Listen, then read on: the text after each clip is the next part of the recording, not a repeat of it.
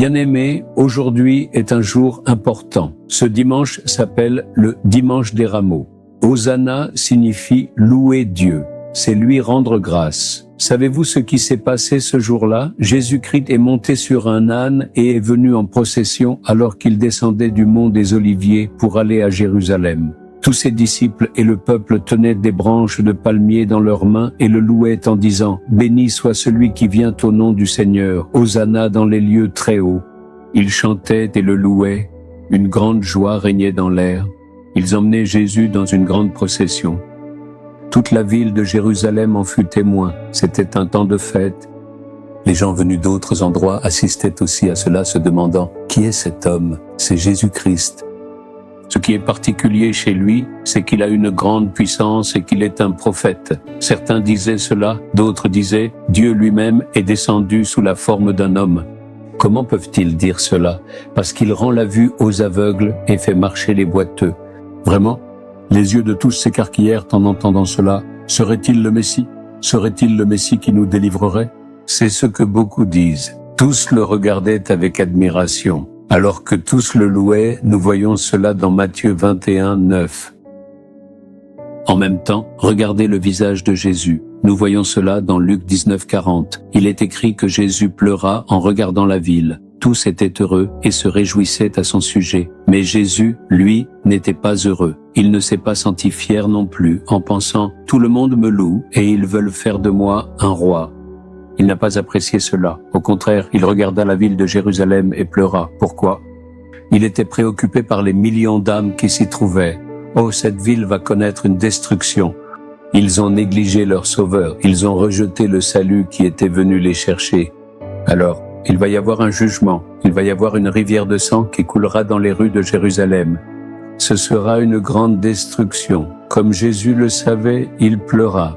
Bien-aimé, son cœur est unique en son genre. Il compatit avec les personnes qui périssent. Ne dit-il pas « J'ai compassion de la foule » ?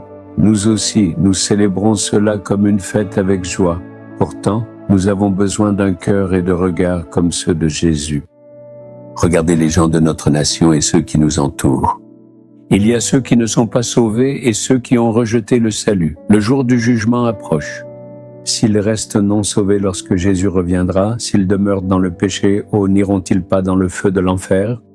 Leurs âmes précieuses pourraient être jetées dans les temps de feu? Avons-nous ce fardeau et cette inquiétude en nous?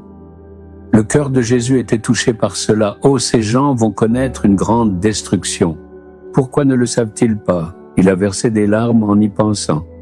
J'ai aussi besoin du cœur de Jésus. Je dois avoir un fardeau dans mon cœur et des larmes dans mes yeux. Pour les gens de ma nation, des villages et des villes, pour ceux qui ne sont pas encore sauvés et demeurent dans le péché. Demandez-lui, Jésus, change-moi pour que je sois comme toi. C'est ce que le Seigneur attend de nous en ces jours. Tournez-vous vers le Seigneur avec des larmes pour les gens autour de vous et demandez-lui, sauve mon peuple, délivre-les du péché et de la malédiction. Qu'ils soient délivrés du feu de l'enfer. As-tu déjà pleuré ainsi? Jésus a pleuré. Il a pleuré pour toi et moi. Nous devons pleurer pour les autres, sinon ils pourraient aller dans le feu. L'enfer est un lac de feu. On ne peut pas revenir après y être entré. Cette destruction sera terrible. Les gens doivent en être délivrés. C'est pourquoi nous avons l'Évangile et la prière. Veux-tu prier aujourd'hui? Seigneur, qu'aucune des personnes que je connais, celles de mon village, ma ville et mes collègues, ne soit laissée sans être sauvée. S'il te plaît, sauve-les. Veux-tu prier une minute avec ce fardeau? Comme Jésus, ferme les yeux, pense à eux dans ton cœur et dis « Seigneur, il y en a encore beaucoup à sauver parmi les gens autour de moi, mes proches et mes parents, ceux de mon village, ma ville, mes amis et ceux que je connais. Ils ne connaissent pas le vrai Dieu. Ils vont vers le feu de l'enfer sans le savoir. Qu'ils soient sauvés, qu'ils se repentent. N'as-tu pas versé ton sang sur la croix pour eux? Mets en moi un fardeau pour eux. Donne-moi l'expérience de prier pour eux avec des larmes. Seigneur, transforme-moi à ton image.